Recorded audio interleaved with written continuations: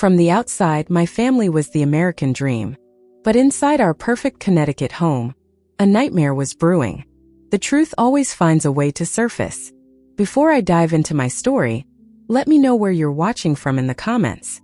And hit that like and subscribe button if you've ever had to stand up to family for the sake of your own safety. When my father said, "We will deal with this at home," I never imagined hospital x-rays would become the evidence that exposed every dark secret my family had carefully buried for decades. Growing up in our white colonial house with black shutters in Fairfield County, Connecticut, we were the definition of upper-middle-class American prosperity. My father, Richard, was a corporate lawyer with a prestigious firm in New York City, commuting daily in his polished BMW. To anyone looking in, we were enviable. "The Hamiltons have it all," neighbors would say, admiring our manicured lawn and my parents' seemingly perfect marriage. But inside those pristine walls, a different reality existed. I, on the other hand, was perpetually falling short of expectations. This refrain followed me throughout childhood, an impossible standard I could never reach. The earliest memory I have of Vanessa's troubling behavior was when I was 6. Planets were crushed and scattered across my bedroom floor. My father barely looked up from his newspaper. "You shouldn't have left it out where it could get damaged." This is a learning experience about responsibility. Even as a child, I recognized the injustice. But I learned quickly that in our house, Vanessa was untouchable. When she had explosive temper tantrums, throwing things and screaming until she got her way, my parents called it her passionate nature. "Your sister feels things deeply," my mother would explain, as if this excused all behavior. When Vanessa shoved me into a wall during an argument when she was 16, leaving a bruise on my shoulder blade, my parents dismissed it as sisters fighting. When she destroyed my prom dress after I was asked to prom before she was, my parents bought me a new one but never addressed her actions. "That's just how sisters are," they would say, refusing to acknowledge the growing aggression. College became my escape. I chose Boston University, 3 hours away, far enough to breathe but close enough for occasional obligatory visits home. I thrived there, making genuine friends who valued me, including my best friend Zoe. Then came the layoffs. Publishing was hit hard, and as one of the newer employees, I was let go. After 3 months of unsuccessful job hunting and dwindling savings, I faced the decision I had dreaded: moving back home temporarily. "Of course you can come home," my mother said when I called, her voice carrying an undercurrent of judgment. The condescension was clear, but I had few options. What I hadn't factored in was Vanessa. At 29, she still lived at home, working at a local art gallery, a job my father had secured through connections. My return clearly threatened the comfortable dynamic. "Just until I find another job," I assured her, trying to keep the peace. She scoffed. "Good luck with that in this economy. Maybe you should have chosen a more practical career." I ignored the barb, retreating to my childhood bedroom, now converted to a guest room with all traces of my personality erased. I spent my days applying for jobs, scheduling interviews, and avoiding Vanessa as much as possible.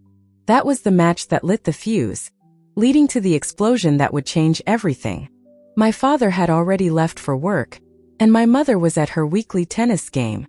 I made coffee and toast, enjoying the rare peace. Today I had a video interview scheduled for a promising position at a Boston publishing house, and afterward plans to meet Zoe, who was driving down from Boston to see me. The interview went well. The hiring manager ended with, "We'll be in touch soon, Natalie. Your experience is exactly what we're looking for." Hope buoyed me as I headed downstairs, phone in hand, to text Zoe the good news. She stormed into the kitchen, mascara streaking down her face, and threw her purse onto the counter with such force that a vase of flowers toppled over, water spreading across the marble. "He ended it," she wailed, not even acknowledging my presence. "Jake ended it in the middle of the cafe, in front of everyone." Dinner that evening was all about Vanessa. The conversation revolved entirely around strategies to make Jake realize his terrible mistake. "Perhaps I could speak to his father," my father suggested. "We play golf together at the club. Or we could invite him to the charity gala next month," my mother added. "When he sees you in that new dress we bought." As my parents continued their campaign to restore Vanessa's relationship, I found myself speaking without thinking. Maybe this is a pattern worth examining, I said. This is the third relationship that has ended because the guy felt overwhelmed. The table fell silent. What exactly are you implying? Vanessa asked, her voice dangerously quiet. I should have backtracked, but years of swallowed words pushed forward. You think you're so smart, coming back here with your failure of a life judging me? Vanessa continued, rising from her chair. You have no idea what my relationship was like. You have no right to analyze me. I'll make you sorry you ever opened your mouth. Even now, at 27 years old, I was expected to bend to accommodate Vanessa. I am not apologizing for making an observation, I said, standing up. I'm going to my room. I retreated upstairs, heart pounding, knowing I had broken the unspoken family rule. Never challenge Vanessa. I heard my parents downstairs, soothing her, validating her anger. I opened my bedroom door, cautiously listening. I padded down the hallway to the bathroom we had shared as children. Her eyes were red but dry, her expression eerily calm. Did it make you feel good to kick me when I'm down? Is that it? Your pathetic life is such a disappointment that you have to try to make mine look bad, too. I took a deep breath. Move. Now. When I attempted to gently push past, she grabbed my wrist, twisting hard. I yanked my arm free and shoved her shoulder, harder than I intended. She stumbled back a step, and for a moment shock registered on her face. Vanessa lunged forward, both hands connecting with my chest. The force sent me backward. My foot caught on the hall runner. I felt nothing beneath me as I tumbled down the hardwood staircase, a sickening series of impacts as my body bounced against the steps.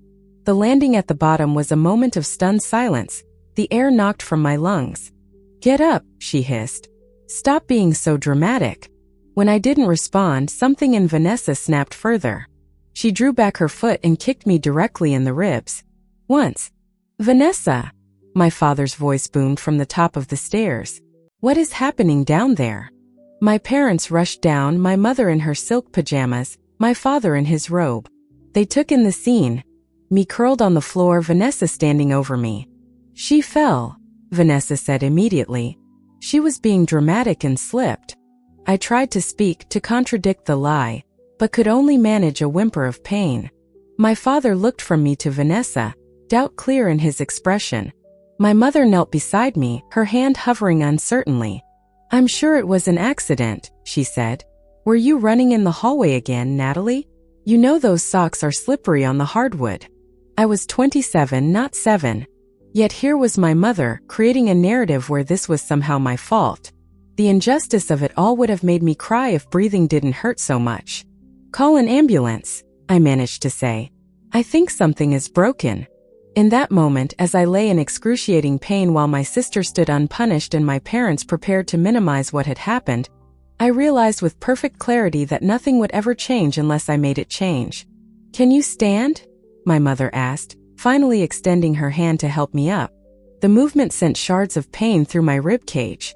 I cried out, collapsing back to the floor. My mother hurried to the kitchen while my father turned to Vanessa. Vanessa hesitated, a flicker of worry finally crossing her face as she registered the severity of my condition.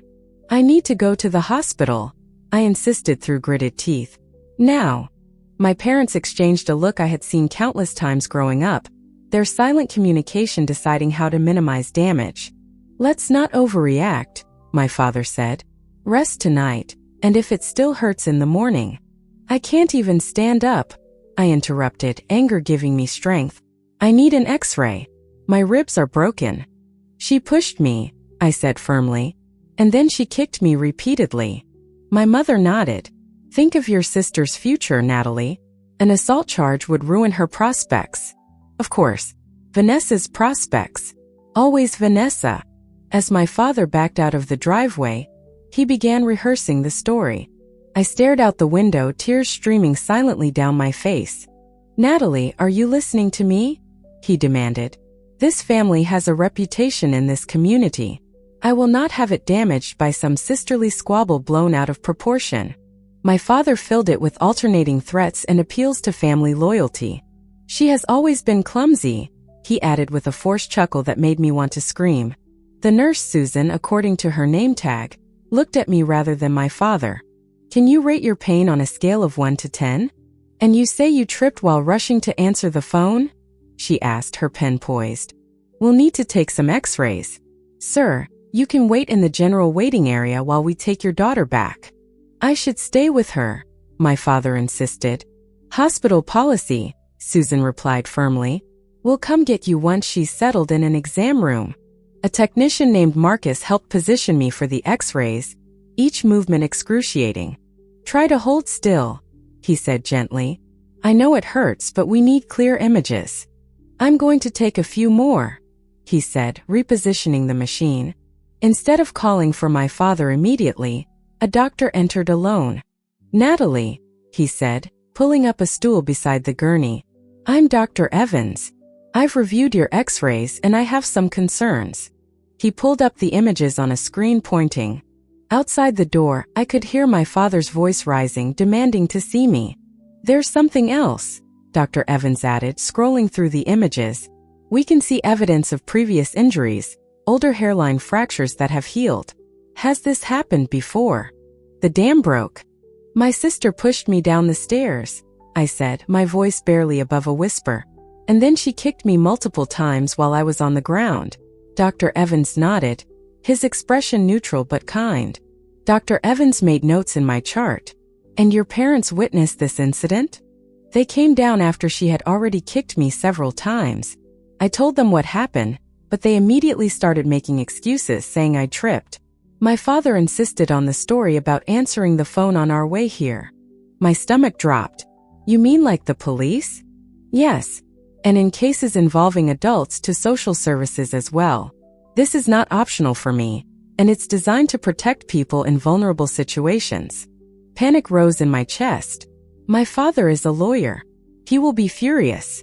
I nodded, simultaneously terrified and relieved.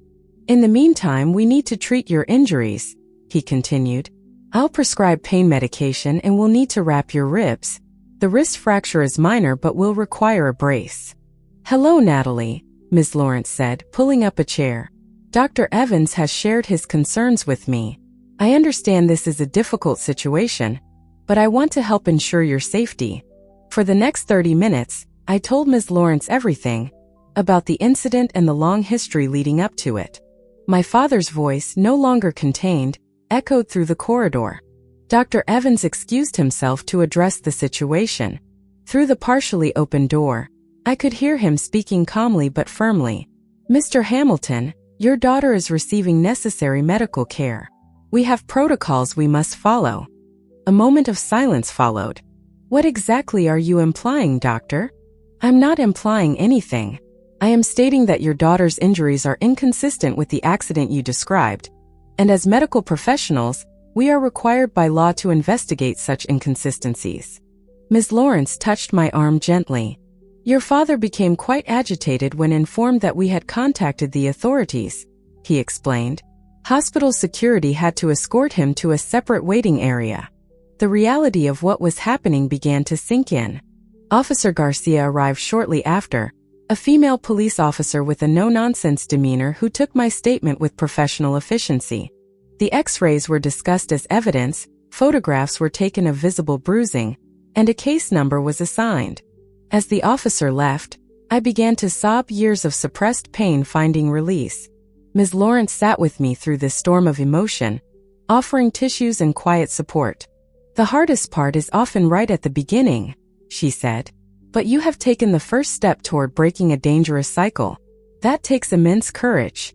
As she left, she handed me her card. The hospital released me the following afternoon with prescriptions, a wrist brace, and strict instructions for rest and follow-up care. My friend Zoe, whom I had called that morning, arrived to pick me up, her face tight with concern and barely contained anger. She drove me to her apartment in Stamford, about 20 minutes from my parents' house, where she had already prepared her guest room for my recovery. The police came to the house today and questioned all of us. Your father is beside himself. Natalie, you need to come home so we can sort this out as a family. You are being melodramatic. Siblings fight. That's normal. But involving the police making these wild accusations, this could ruin your sister's life. Is that what you want? The calls continued over the next few days, alternating between my mother's emotional manipulation and my father's barely contained threats. "She broke 3 of my ribs, Dad." "Accidents happen," he replied dismissively. "But what you are doing is deliberate. Think very carefully about the consequences of continuing down this path." The consequences became apparent quickly.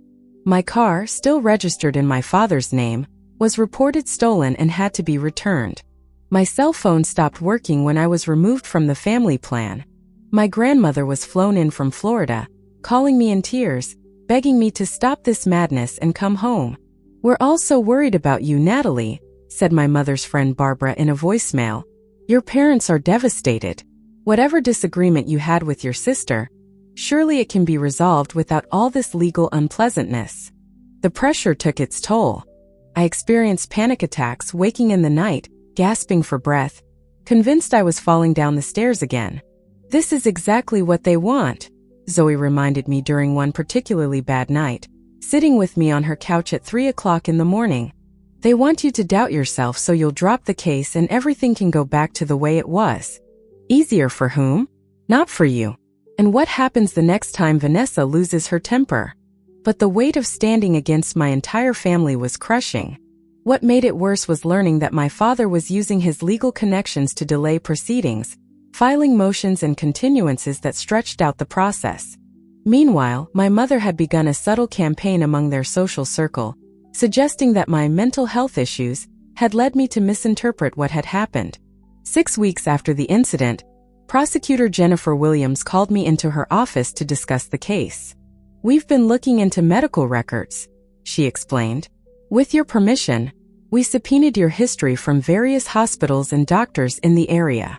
The basketball story had been my father's invention after Vanessa slammed my finger in a door during an argument. The bike story covered a push that sent me into a coffee table. "In each case, your parents were present during the examination, and in each case, your father declined further investigation or follow-up," Jennifer continued. "Dr. Evans was right to be concerned about a pattern. Additional evidence emerged from unexpected sources. My high school English teacher, Mrs. Sanderson, contacted the prosecutor's office after hearing about the case through community gossip. She reported witnessing concerning interactions between Vanessa and me years ago, including an incident where Vanessa had threatened me in the school parking lot. Most surprising was a call from Jake, Vanessa's ex-boyfriend, whose breakup had precipitated the attack. She threw a wine glass at my head when I was 15 minutes late picking her up, he told the prosecutor. It just missed me and shattered against the wall. Her parents were there, and they just cleaned it up like it was nothing unusual. As the evidence mounted, so did my anxiety about the public nature of the case. The battle was far from over, but for the first time I was not fighting it alone. The court date was set for 3 months after the incident. As the hearing approached, my anxiety intensified. "Remember why you're doing this," she said. "Not for revenge, but for justice and your own safety." The courtroom was smaller than I had imagined from television shows, but no less intimidating. Jennifer met us in the hallway, professional and reassuring in her navy blue suit. She guided me to our table on one side of the room, pointing out the separate entrance through which my family would arrive. "They're already here with their attorney," she said. "Are you ready?" When they entered, the sight of them hit me like a physical blow. My mother, perfectly coiffed and dressed in subdued beige, projecting appropriate concern. They looked exactly like what they had always pretended to be. A respectable family, bewildered by unfair accusations. For a moment, doubt crept in. The judge, a woman in her 60s named Judge Morrison, called the court to order. The initial proceedings felt surreal, legal terminology washing over me as I tried to stay focused. Dr. Evans testified first, his medical expertise lending weight to the case.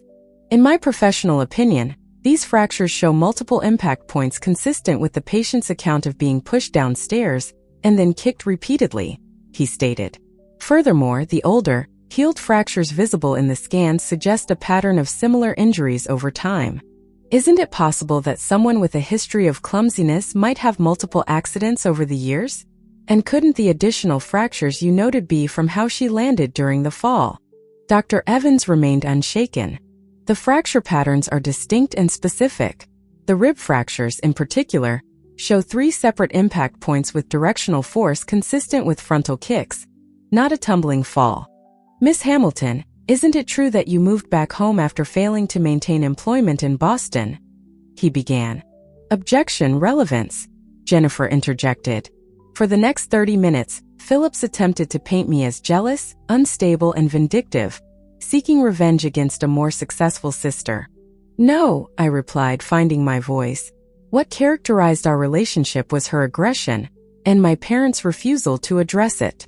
And yet you have no evidence of this alleged pattern of behavior, beyond your own claims, correct? Before Jennifer could object, Judge Morrison intervened. Phillips suggested quickly.